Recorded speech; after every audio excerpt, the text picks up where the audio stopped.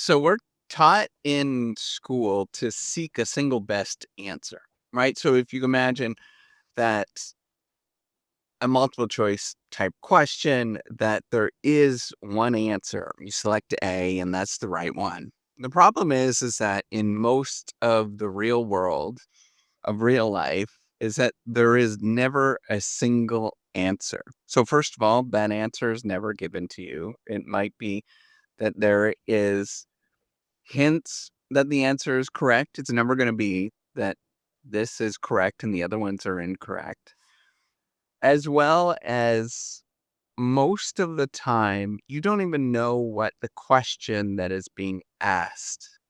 And you have to figure out what is it that I'm trying to seek? What is it that I actually understand about the world and piece together all of these artifacts of these very, very, very complicated world where there is this weird structure that, let's say you have two questions, question one, question two, and the answers are that the first answer to the multiple choice question for number one is A.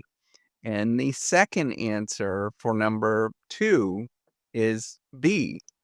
But often what happens is that they are not independent and they're highly correlated together in the real life, such that if you select A in the first question, the answer could be B in the second question. Or if you select B in the first question, the answer could be D in the second question. I know that this is all really complicated to sort of think about, but what I'm getting at is that most of the world is far more complicated than the way that we teach people to think about the world.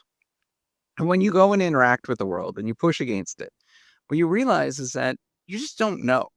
There's not really a straight answer to the thing that you're trying to do. And there's often not even a question of what you are trying to understand. You don't even know what the question is. And you have to sort of make sense of the world of not knowing what questions are, not knowing what the actual answers are. And the answers can be extraordinarily complicated in how they're sort of set up and what the response is. So what to do?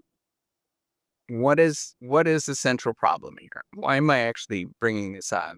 Is that often you have to just interact with the world and know that there's many different right answers, that each answer that you get, each question that you get is somewhat dependent on you, is very unique to what you're thinking about and how you understand the world. And just pursue the world.